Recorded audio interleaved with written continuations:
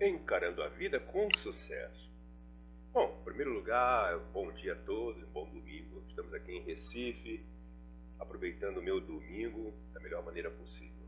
Hoje eu amanheci entusiasmado com a vida, como sempre.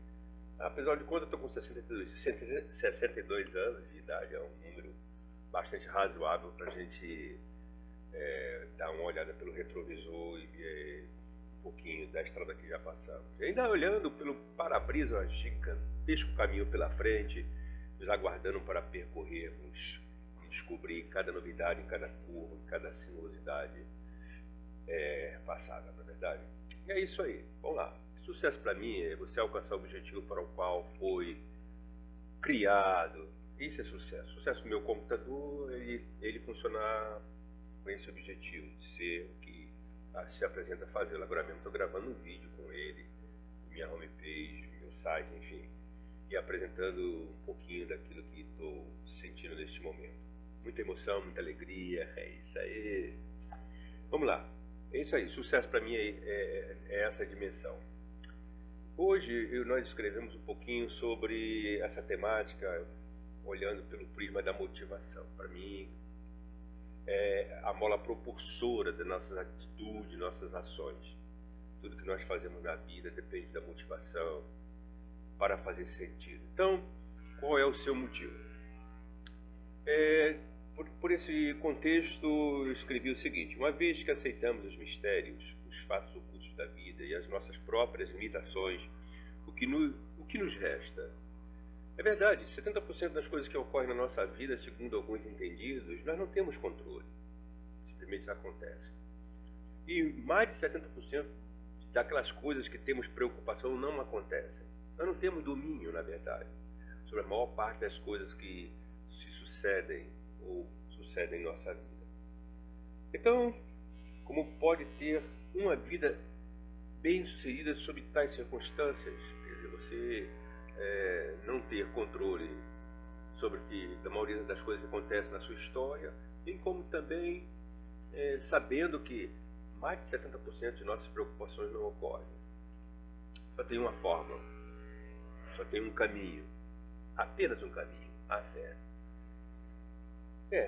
Mas precisamos avaliar muito bem essa temática. Para mim, fé, no contexto no que acredito, enfim, é a moeda corrente no reino de Deus.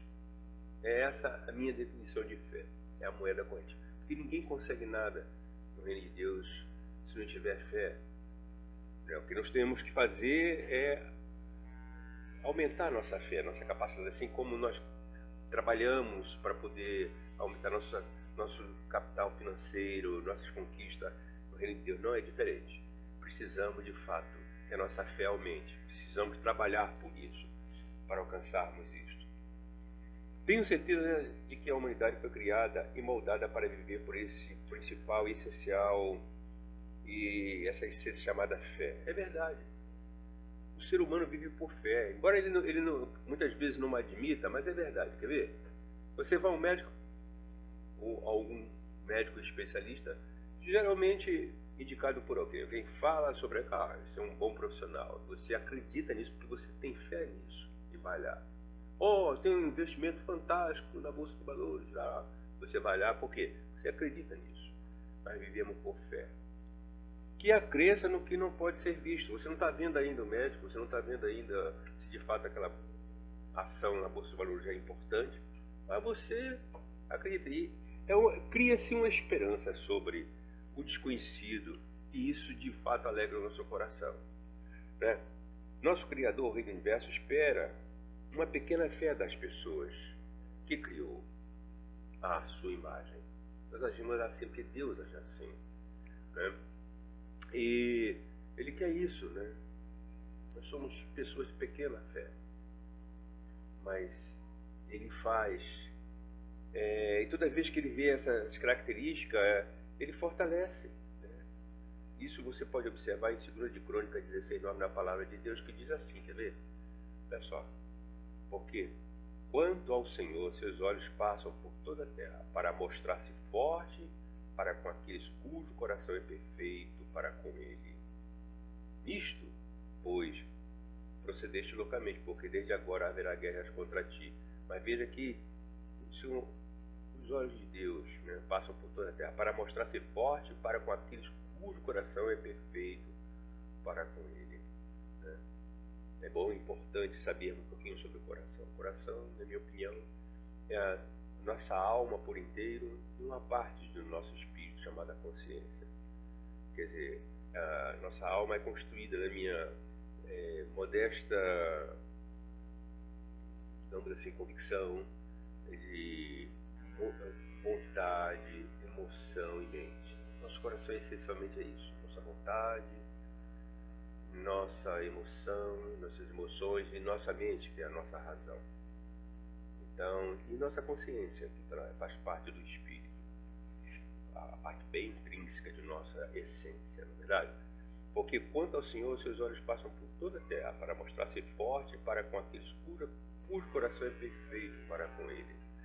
Dito isto, nós entendemos que toda vez que Deus olha e vê um pouquinho de nossa fé em ação, Ele a fortalece, não é verdade? É isso mesmo. Sua fé é forte? É uma pergunta muito interessante, né? Motivo propulsor é o propulsor da ação, da atitude. A vida depende de motivação para fazer sentido. E a pergunta que não quer calar: sua fé é forte? Dá uma olhadinha devagar aqui no que nós escrevemos a respeito disso. Pergunta o seguinte: você é forte bastante? E escreva ainda: o vigor deve ser testado antes que possa ser considerado fidedigno. Você é tão forte quanto pode erguer, não é verdade? Nós podemos medir nossa força pelo peso que podemos erguer. Assim, nunca se vanglorie de sua robustez, a menos que a tenha testado antes. Mesma coisa a nossa fé. Como é que vamos saber se ela é forte ou não? É fácil dizer, Deus é bom, quando as coisas andam bem.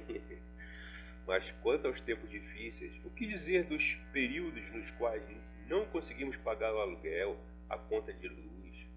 Ou quando perdermos o emprego? Diante dessas circunstâncias, você ainda é capaz de dizer, Deus é bom? É isso aí. Sua fé é forte. Se você diz, eu acredito em Deus, prepare-se, porque Ele testará sua confiança a fim de que você mesmo e as outras pessoas confiram se ela é de fato real. O propósito do Senhor não é de humilhá-lo ou pegá-lo em uma mentira, mas sim de ajudá-lo a crescer, pois Ele sabe que uma fé sem provações não é válida e não significa muita coisa. Não é do que você foge ou se desvia, mas é o que você enfrenta e supera, não é verdade? Mede a capacidade de saber se forte ou fraco você é na sua fé. O teste de nossa fé serve não apenas para demonstrar a robustez da confiança, mas também para revelar o motivo por trás dela. Aí é a motivação que nós falamos do livro, que é a mola propulsora. O que move a nossa fé? Qual é a motivação da nossa fé? Se você diz, eu confio em Deus, por qual motivo você confia nele? É por causa de quem ele é ou porque espera que ele o ajude a sair de uma complicação? Aí está o pano de fundo. Qual é a razão de você dizer eu confio em Deus, eu creio em Deus, eu acredito em Deus? É pelo que ele é, Deus, ou porque ele pode de alguma maneira ajudar a sair de uma complicação? É nisso que a nossa fé muitas vezes é provada, né? Lembre-se de Jó. Jó era um homem rico. De repente, alguém acusou a Deus dizendo que ele era fiel a Deus porque ele tinha tudo. Deus o abençoava em tudo, era rico e tal. Aí Deus permitiu que fosse provado, passar por o que ele passou. Quem conhece a história do livro de Jó sabe muito bem. Mas ele provou que a motivação de ele acreditar em Deus, confiar em Deus, não era porque ele tinha recebido as bênçãos, ricas bênçãos de Deus, ser homem rico, nada disso. Ele acreditava em Deus pelo que Deus era. Deus é. Provou isso. que até mesmo seus pseudos amigos, que eram amigos enquanto ele estava com muito dinheiro, mas depois que a coisa ficou feia pro lado de Jó, eles começaram a acusar a Jó de que, enfim, tinha feito coisa errada com Deus, que era isso, que era aquilo, muitas acusações. E é interessante que, passada por essa situação, a Bíblia diz que Deus deu o dobro que Jó tinha, depois que Jó intercedeu pelos próprios amigos, pseudos amigos, intercedendo por ele, né? Porque Jó sabia quem Deus era, quem Deus é. Isso é muito importante. Ele foi acusado de seguir Deus apenas porque ele o abençoara. Assim o Senhor permitiu que Jó fosse testado, pois que iria revelar o motivo por trás da fé de Jó, que Deus conhece. Demonstrar se o homem continuaria ou não sendo fiel, mesmo depois de perder tudo. Jó foi o único na história?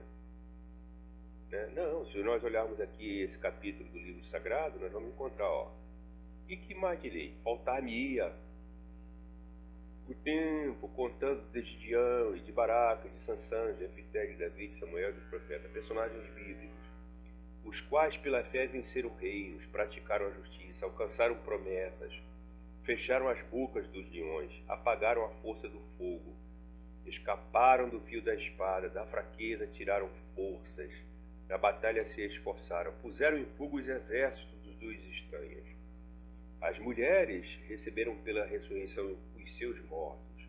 Uns foram torturados, não aceitando o seu livramento, para alcançarem uma melhor ressurreição. E outros experimentaram escárnios e açoites, e até cadeias e prisões. Foram apedrejados, cerrados, tentados, mortos ao fio da espada. Ao fio da espada. Andaram vestidos de peles de ovelha e de cabra, desamparados, aflitos e maltratados, dos quais o mundo não era digno, errantes pelos desertos e montes e pelas covas e cavernas da terra. É isso aí, gente. Não é pelo que Deus pode fazer que a fé genuína se mostra forte, mas ao contrário, a fé é realmente em Deus, independente das circunstâncias. Muitos provaram isso, inclusive Jó. Há que se pensar. Sua fé é forte? Vamos lá. Vamos falar um pouquinho sobre o poder do motivo. Escrevi o seguinte: já reparou que quando assistimos a uma reportagem acerca de uma tragédia, a primeira questão levantada é: qual foi a causa? Isso acontece porque a força mais poderosa de ação humana é o motivo. Tudo que fazemos é gerado por um motivo. Então, qual o motivo que você crê em Deus? Qual é o motivo da sua fé?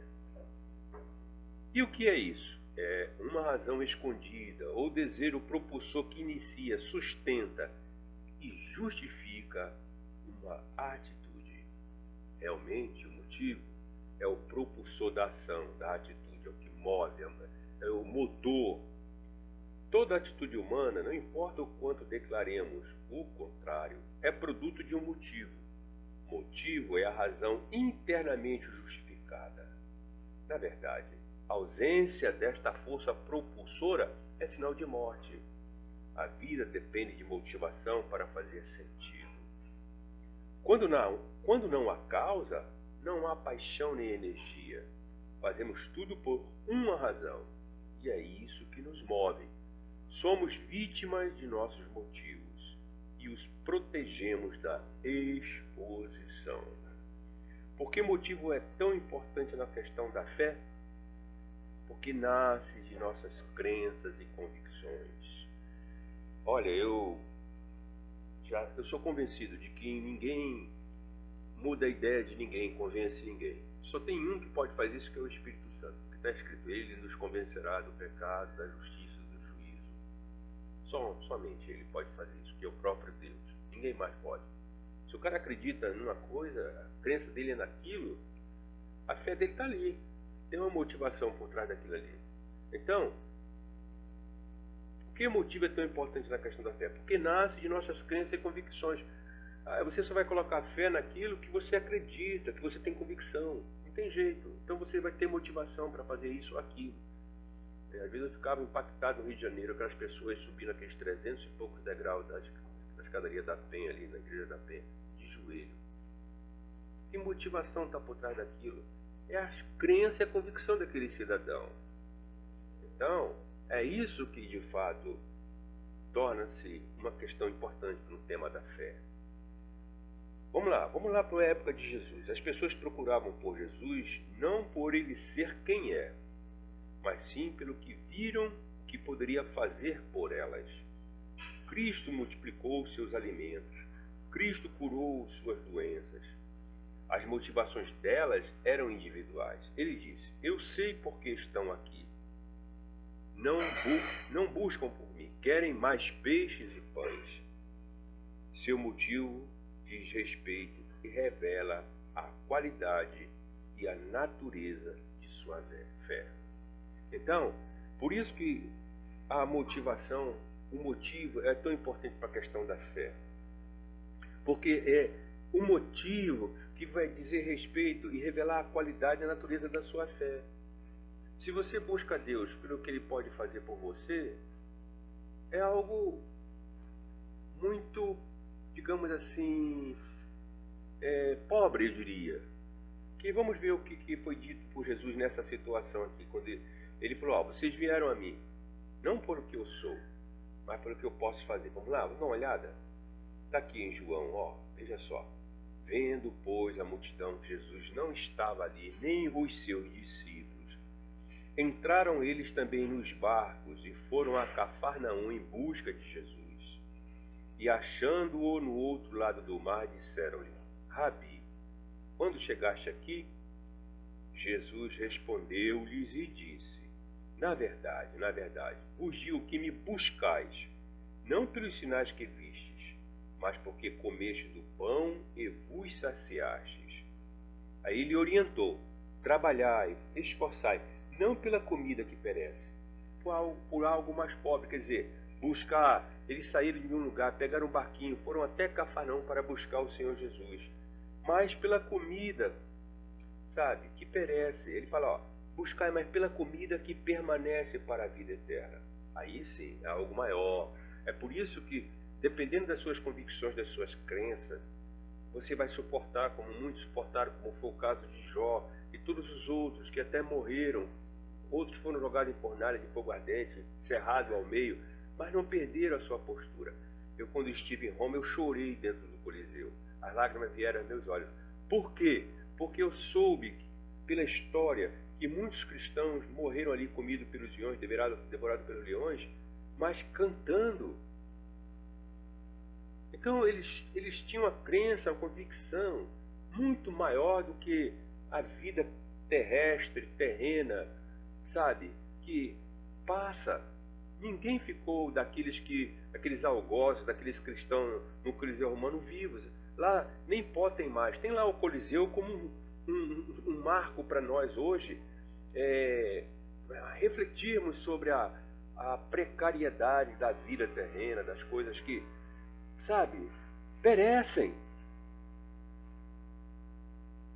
Buscar a Deus por causa dessas coisas apenas é muito pobre. É isso, por isso que Jesus falou: eu sei por que vocês vieram me procurar. Aí ele diz: trabalhar não pela comida que perece, mas pela comida que permanece para a vida eterna, a qual o Filho do Homem vos dará, porque a este o Pai Deus o selou. Quer dizer, Deus realmente, carimbou, dizendo: é essa a verdade. Então, é isso aí. Por que a motivação é tão importante na questão da fé? Porque vai depender dessa motivação, por causa de suas crenças e convicções, em que você realmente vai ter o que tem valor agregado, né? É isso mesmo. O poder do motivo é muito forte. Você passará no teste? Eu me pergunto sobre isso também, né? Na hora das dificuldades, das provações. Vamos refletir um pouquinho sobre essa pergunta. No reino de Deus, eu estou falando de religião, pessoal. Estou falando realmente de um país, de uma nação. Porque eu vejo o universo como o reino de Deus. Eu vejo de maneira diferente. Não vejo como religião meramente, uma seita. Não vejo assim. depois no final eu falo um pouquinho como eu acredito no reino de Deus. No reino de Deus, muitos cidadãos só buscam o rei por causa dos bons tempos e das boas coisas. É verdade. Vamos lá. As religiões, as igrejas, na verdade são agências desse reino, na minha concepção bastante humilde, né? Como possíveis agências. Muitas vezes são, dependendo da avaliação, olhando pelo prisma da palavra de Deus, muitas vezes são agências não do reino de Deus, mas não quero entrar nesse mérito nesse momento. Mas muitos estão ali, buscam bons tempos, quer dizer, buscam só tempo bom, momentos, felicidade, buscam e boas coisas. Não tem nada errado nisso, mas se for só por isto, é pouco, é pobre demais. Na realidade, a maior parte das pessoas que conheci nas comunidades cristãs aparentam manter um relacionamento com Deus baseado no quanto podiam obter benefícios pessoais, em vez de viverem como cidadãos em uma nação. Vamos raciocinar aqui, o reino de Deus é um país, é uma nação. Minha vida inteira, de alguma maneira, eu aprendi que a gente deveria morrer para ir para o reino de Deus, mas ao contrário, a própria oração que Jesus nos ensinou diz: venha a nós o vosso reino. O reino de Deus é agora, ele está aqui. Nós já podemos desfrutar, desde que nós recebamos Jesus Cristo como Senhor e Salvador, já desfrutar do reino de Deus agora. Aí, todo o contexto de um reino, de um território, que nós vamos falar sobre isso, realmente acontece, né? Não é meramente o fato de você ir a uma congregação, cultuar a Deus, que é importante, é indispensável. Congregar é importante, é indispensável.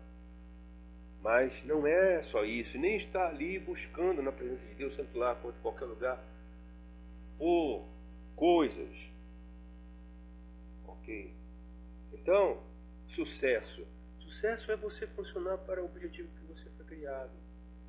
Mesmo aqueles cristãos que morreram ali na arena do Coliseu Romano, como muitos outros em outras situações difíceis da vida, outros não, outros conseguiram ser salvos pela mão poderosa de Deus, como foi o caso de Misael, Ananias e Azarias, que foram jogados em uma fornalha de fogo ardente e foram tirados. O caso de Daniel, que foi jogado na cova de Leão, foi tirado. E muitas vezes Deus não nos livra dos problemas, mas muitas vezes nos livra nos problemas, nas dificuldades. Outras vezes não. Mas mesmo nessa situação que não, essas pessoas não ficam tristes, ao contrário. Eles são envolvidos por uma graça, um poder tão grande que cantam nessa situação. Adoram, as pessoas ficam impactadas sem entender por que aqueles romanos, aqueles cristãos romanos ali no Coliseu Romano, morriam cantando, devorados pelos leões. Então, transcende as questões temporais. Deus é bom, Ele multiplica pães e peixes, cura a enfermidade, faz coisa maravilhosa. Mas se não o fizer, o que é importante, maior, mais significativo? Não é? É essa crença, essa convicção, essa motivação que dá qualidade à sua fé. Jesus, nesse trecho que nós lemos anteriormente, avaliou os motivos pelos quais aquelas pessoas o buscavam. Constatou que faziam motivadas apenas pelo que podiam conseguir dele. A multidão não tinha a mínima consciência da cidadania do reino e de sua obrigação de servir ao rei sob qualquer condição. A declaração de Jesus, trabalhai não pela comida que perece, indica que a fé em Deus não deve ser motivada pelos benefícios que podem ser obtidos desta relação, mas sim pelo caráter e pela natureza do rei benevolente que ama seus súditos. Né? Jesus, numa certa ocasião, falou: olha, vocês são pais e maus, sabeis dar boas dádivas aos vossos filhos. Porque se eles pedirem peixe, vocês não vão dar uma serpente. Se pedirem pão, vocês não vão dar uma pedra. Muito mais é Deus que é bom. Maiores coisas, melhores coisas, não é verdade? Sim. Mas a motivação que está por trás da nossa fé é que avalia a qualidade dela. O que é? Por isso que eu falo de sucesso. Muitas vezes, sabe, o insucesso com relação à sociedade, à situação econômica, à situação de modo geral, muitas vezes não é insucesso. Sabe? São fatos que de alguma maneira revelam a qualidade da sua fé, da sua crença. É isso. A fé genuína, então, não teme as tempestades, os testes e as provações, porque os cidadãos do reino de Deus construíram suas casas conforme instruções do governo celestial e sabem que sua fundação é imutável e fiel rocha da palavra do rei, de seu caráter e de suas promessas. A fé poderosa está ancorada em Jesus Cristo.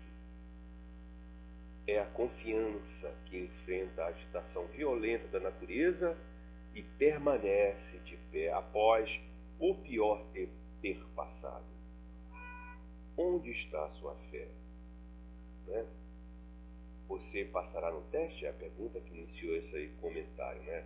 Vamos dar uma olhada aqui nessa narrativa. Disse Jesus: todo aquele, pois, que escuta estas minhas palavras e as pratica, assemelhá-lo-ei ao homem prudente que edificou a sua casa sobre a rocha. E desceu a chuva, e correram rios, e assopraram ventos, e combateram aquela casa, e não caiu, porque estava edificada sobre a rocha. E aquele que ouve estas minhas palavras e não as cumpre, compará-lo-ei ao homem insensato que edificou a sua casa sobre a areia. E desceu a chuva, e correram os rios, e assopraram os ventos, e combateram aquela casa, e caiu, e foi grande a sua queda. Então, é por isso que nós estamos falando de motivação. O que motiva você? É a palavra de Deus? É a palavra do rei? Então você vai obedecer. Você vai construir a sua casa num lugar seguro, não como um insensato. Porque, como dizia no início dessa conferência, mais de 70% das coisas que ocorrem na nossa vida nós não temos domínio. Quem é que pode dominar o tempo e as estações? As tempestades, os ventos fortes vêm. Não adianta. É importante que o tempo que nos dá a oportunidade de construir nossa casa antes das tempestades, que ela seja construída no lugar certo. Não adianta só construir a casa. Onde está a sua fé? Onde ela está alicerçada? Em que, de fato? Se for nos aplausos social, frio. Porque muitas vezes as pessoas só pensam sucesso se tem os aplausos, se é vitorioso nas suas negociações, se ganha muito dinheiro, se tem carros novos, apartamentos fantásticos, boas casas. Pobre, miserável, nu.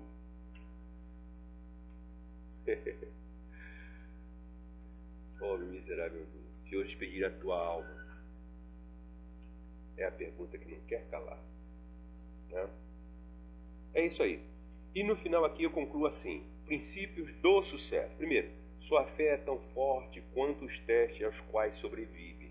Então nós não precisamos fugir, escorregar, desviar dos problemas.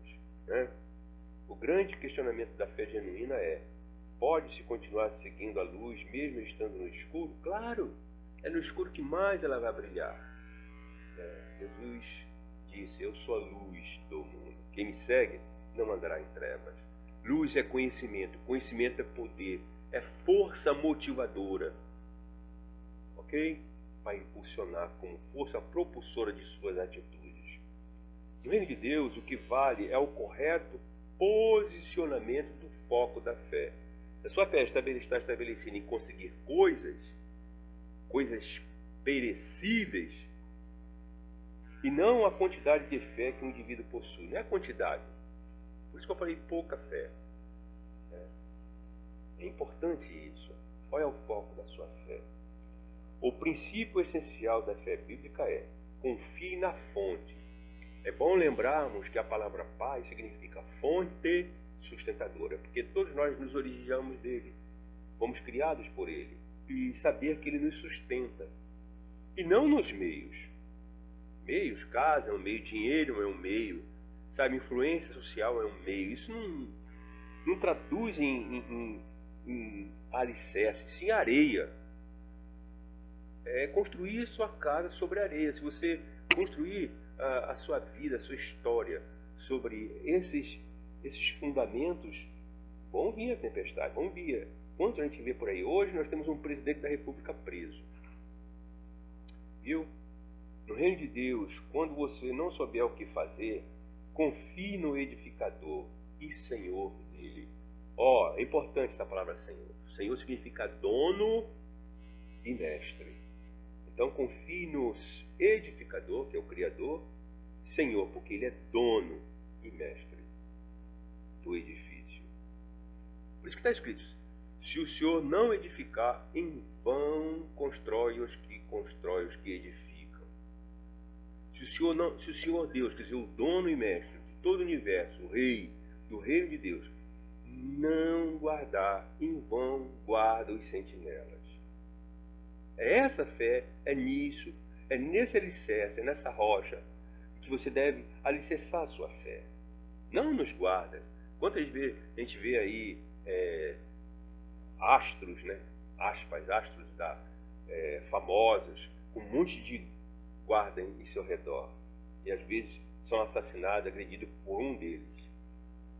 Se o Senhor Deus, o dono do universo, não guardar, em vão guarda o seu filho. Para isso, se você é um cidadão do reino de Deus, você tem à sua disposição anjos, porque são espíritos, sabe, que trabalham a favor dos que hão de herdar a salvação. São os policiais do reino de Deus. Tá bom? São os guarda-costas. É isso. Glória a Deus. Alegra meu coração. Enfim, afinal, o que é um reino? Você está falando do reino de Deus, né? Então, assim, de maneira geral, é um estado em que há a influência governamental de um rei soberano sobre um território, impactando com seus objetivos, quer dizer, a sua vontade. E a vontade de Deus é boa, perfeita e agradável. Sua natureza, suas leis, né? É importante, olha, quando eu vejo essa palavra aqui, me alegra, porque isso traz segurança. Porque no reino de um rei, a palavra de Deus, a palavra do rei se transforma em lei. Mas sobretudo para ele, que quando o rei fala, que se transforma em lei, e ele cumpre a sua palavra, né? Há uma história bíblica quando Daniel foi jogado na cova dos leões. A Bíblia diz que Daniel era amigo do rei. Ele foi jogado ali por causa da lei, por causa da palavra do rei. O rei não pôde voltar atrás, mesmo sendo amigo de Daniel. É isso, tá? Então, suas leis.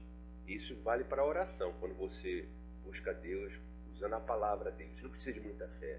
Porque você sabe que se você estiver pedindo aquilo que ele já prometeu na sua palavra, pode ficar tranquilo. Seus valores, sua cultura e produzindo uma cidadania que reflete seu estilo de pensamento. Isso é reino de Deus. Se você perde seu dinheiro, apenas empobrece. No entanto, se perde sua fé, você está derrotado. Aí sim, eu digo, isso sim que é insucesso. Não ser envolvido em situação de quebra financeira, de saúde, de, enfim, até mesmo morto, como foi o caso de muitos cristãos. Isso não é insucesso, mas você guardar a sua fé na rocha, sabe? Aí sim, você não está derrotado. Mas se você perder a sua fé, aí sim, isso é insucesso, tragédia. E por fim, escrevo: o receio nos mantém longe da montanha, mas a fé a remove. E eu digo, sucesso. Uma vida bem-sucedida implica não se culpar por causa das circunstâncias ou das consequências que estão além de nosso controle. Ok? Então, motivo, mola propulsora de suas atitudes. Qual é o seu motivo? A sua fé é forte? Qual é o poder do motivo? Você passará no teste? Sucesso!